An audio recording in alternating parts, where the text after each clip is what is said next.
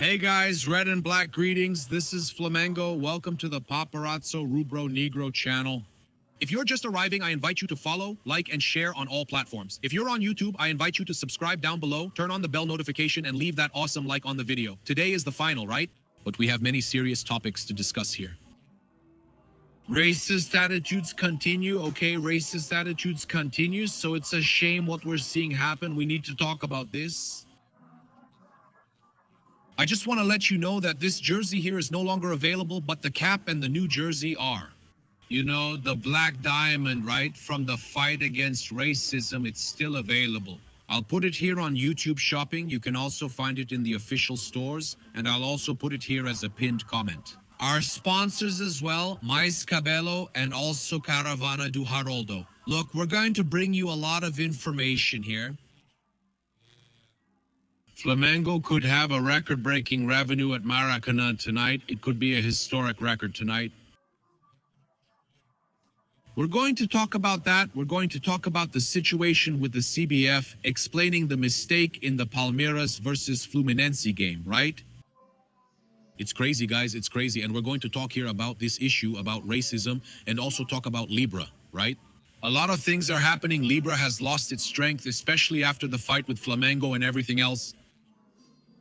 Abel Ferreira is already starting to complain, guys. It's unbelievable. He's already whining. Man, that's what I always say. He complains about the yelling, but he's the first one to yell. Abel Ferreira complains about the yelling, and he's the first one to yell. So I'm going to start right away by talking about this. Speaking of Abel Ferreira, I have a question for you guys. I like them, Zubeldia, but if I did what the coach of Fluminense did, running onto the field against Vasco, what would happen to me? I ask this question to all of you. I have nothing more to say. The whining started too early. Palmeiras whining this year, huh? It's unbelievable. And that's because they say they don't complain, huh? They say they don't complain, that they complain in the right way. Have you ever heard them say that? Well, the coach of Palmeiras, Abel Ferreira, has already started whining. He knows it's important for him to get ahead, and he wants to keep it that way, so he's already started whining. At this point in the championship, he's already started to cry and complain about the refereeing, saying he could have been sent off, right? The guy complaining about... He's just complaining about Zubel Diaz, about the game against Vasco. It wasn't even in the game against Palmeiras. It's unbelievable, guys. And then I told you guys yesterday, right? Did you see what happened? You didn't notice, did you? That sneaky, shady little penalty they gave to Palmeiras. What happened at the press conference just now, a little while ago, 2 games ago? What did he say? How long has it been since they called a penalty for Palmeiras? The shouting from Flamengo's fans and the other fans, all that noise, he said we were the ones making the noise, right? He suggested it was us, Flamengo fans. Then he says, ever since all that shouting during the game against São Paulo, which was absurd. They were robbed. São Paulo was robbed, and Palmeiras was helped, benefited. Ramon Abate-Abel's mistake. Since then, he said there was no penalty for Palmeiras. Palmeiras complained a lot, cried, complained, and what happened? Penalty, they'll give it here for Palmeiras. It works, his shouting is working, so Abel Ferreira keeps using the same tactic. Last year, it got so bad that he couldn't keep it working, because it got so ugly. The benefits in favor of Palmeiras got so blatant that there was nothing they could do, right? And that's it. Open the gates of victim land. Look here. Open the gates of victim land. Look at that. Look at this. Guys, just joking. Since Abel is acting like a poor thing. Poor Abel, right? That's crazy, right, guys? I'm shocked. But then we had the CBF explaining this situation involving the legal error, right? So what now?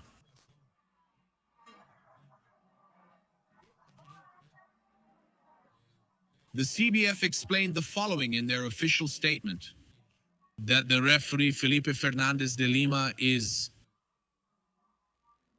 warning him, right? For Palmeiras, for having taken the kickoff both at the start of the first half and the second half. It's a situation that went unnoticed by the refereeing team and wasn't recorded in the match report. Despite the warning to the referee, the organization said the procedural error didn't impact the game. Since possession didn't change, the CBF will overlook it. Because as soon as the match was restarted, Fluminense gained possession of the ball, and there was no disciplinary sanction, goal, or any relevant event immediately afterward. Have they already found a reason for the match not to be annulled? The CBF made sure to find a reason. It's impressive how quickly the CBF comes in, right? Nothing happened. With Palmeiras in possession, Fluminense regained the ball right after. My friend, 3 or 4 seconds of wrong possession, that's already a mistake. If the ball comes out there, Fluminense kicks it long, and the defender misclears, it's a goal. The change has already happened, it's already changed, the butterfly effect has already worked. How can you say nothing changes there? The CBF has already released a statement claiming that nothing happened, claiming that, oh no, they got the ball back right after the possession. The mistake is there, man. The mistake happened. Just issuing a warning won't help at all. Who else out there is already noticing all this happening, huh? I notice it. And I know the worst part is seeing that there are Flamengo fans who say, no, they've already started complaining too, and Abel's complaining. Their complaints over there don't matter to you. So we have to complain too. Okay, we have to complain to the CBF too. This is absurd, okay? I can't accept that explanation. Yeah, I can't accept the fact that the CBF, right at the first hour, already the next day, right away, the CBF opened. They already went there to write a statement to make it clear. Look, there's no legal error. We're not going to annul. There's no way to annul the game because Fluminense regained possession of the ball. They already found an excuse for Fluminense not to go to the STJD, but Fluminense has to go. Don't accept what CBF is saying, you see, Fluminense, because that's how it always works when it's in favor of Palmeiras. There's a statement, and then those punishments, right? They're minimal for Ramon Abate. Abel, he's already refereeing again after everything that happened in the past. We can't let that slide, okay? Look, we're here also bringing up this embarrassing situation, right? Is it Benfica? Dozens of Benfica fans are demanding the player's departure after he asked for Vinicius Jr.'s jersey at the end of the game at the Bernabeu. Diario record. Look at this, guys. Look how absurd, The Benfica fans? Openly against Vinicius Jr. wanting to send a player away. Flamengo, bring him, come on, bring him, go there. Hello, Boto, hello, bring him. Hello, Jose Boto, BIP, go there. Benfica wants to send away the player who requested Vinicius Jr.'s jersey. Bring him to Flamengo. It will be the biggest marketing move against racism and will also bring in a great player. Go for it, come on. It would be, Flamengo could bring this guy, It's actually inappropriate asking for Sidney Lopes Cabral to leave, right? That's crazy, man, that's crazy. I'm amazed at how I couldn't be a soccer player. I already said that on Instagram earlier. Yeah, let me just check something here. I'm just gonna check something here. I couldn't be a player. He's 23 years old. Okay, yeah. And look, right back, 23 years old. Born in the Netherlands, plays for the Cape Verde national team. He's the age Flamengo wants, and he's a right back. Yeah, right back.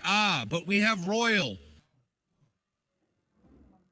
Royal substitute. There you go, man. Negotiate Royal. I don't know. Royal substitute is right there. I would go for it, man. It would be a perfect marketing move, especially since they want him out, right? A 23-year-old right back from the Cape Verde national team, it would be a perfect marketing move. And then You know, you could negotiate Royal, keep Varela, and this 23-year-old player. Man, it's sad. It's really sad. We also had Prestiani at Benfica.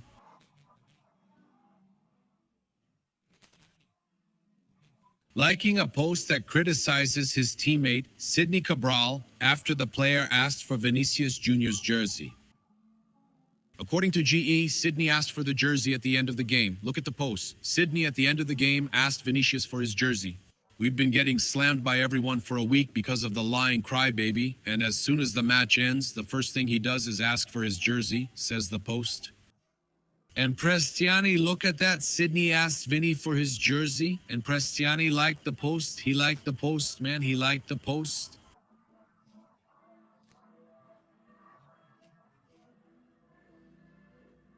It's unbelievable. It's unbelievable.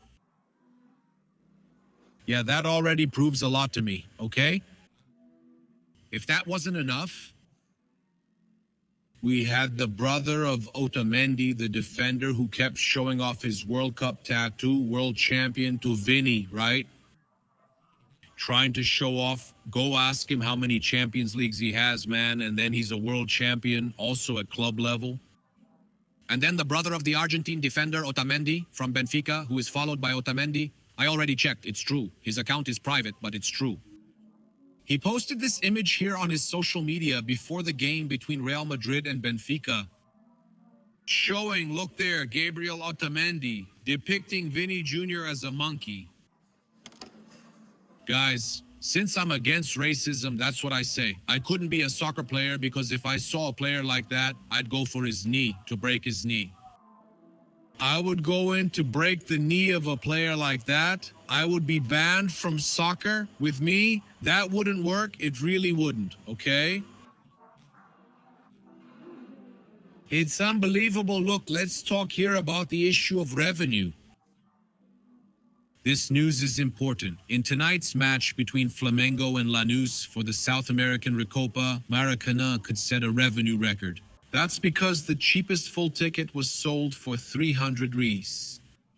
Obviously, a lot of people buy half-price tickets, but let's take an average. There are tickets much more expensive than that, but let's average it at 300 because the cheapest full ticket was 300. Averaging it at 300 reais. Considering an audience of 62,000 paying attendees, we go over 18 million. It would be a new all-time revenue record at Maracanã. Just to remind you, as far as I know and from what I've researched, the record belongs to Flamengo and São Paulo. In 2023, that Copa do Brasil match was around 14 million, something like that. So today we could go over 18 million or even much more. Last year, there was also a record in the Copa do Brasil final at Maracanã with Vasco and Corinthians. But we could have a record, a new record now with Flamengo, especially. I don't know if it will be an overall or historic record, but a new record today, right? With all the tickets that were sold and also the price of the tickets. It's bad. Expensive tickets are bad for the fans. It's bad. It's good for the club. It's good for the club, but it's bad for the fans, right? It's important for us to say this here. It's bad for the fans. Well, we also have some important news to bring to you regarding the Libra issue, right? We've already been bringing several news updates here, and we're going to bring more here. The probable Flamengo lineup is also something we've already brought earlier for the upcoming match. Yes, according to information from UOL, Libra is falling apart and its existence is threatened. Libra could come to an end. One of the main reasons for the chaos is the withdrawal of Banco Daicoval's loan proposal to the clubs. Grêmio is the first one getting ready to leave and move to FFU, Forte Futebol União, right? That's the former LFU. São Paulo and Santos also have proposals to make the same move. Both are in a financial crisis and need money. Libra had already weakened in 2025. With the fight with Flamengo over TV rights, the legal battle is in the arbitration court.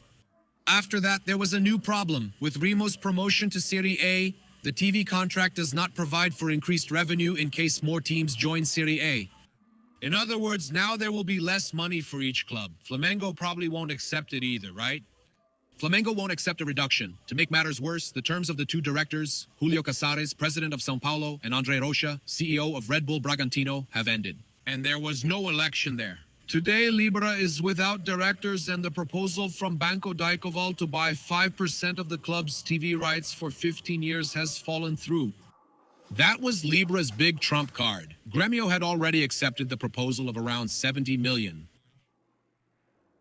And São Paulo was heading in that direction. The bank withdrew the offer because it claimed it had made a mistake in the calculations. This situation irritated Gremio, right? The club's president has been sought after.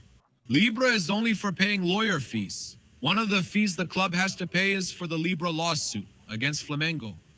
Flamengo causing trouble, they go crazy, man, they go crazy, right? Flamengo only thinks about themselves, they say, right?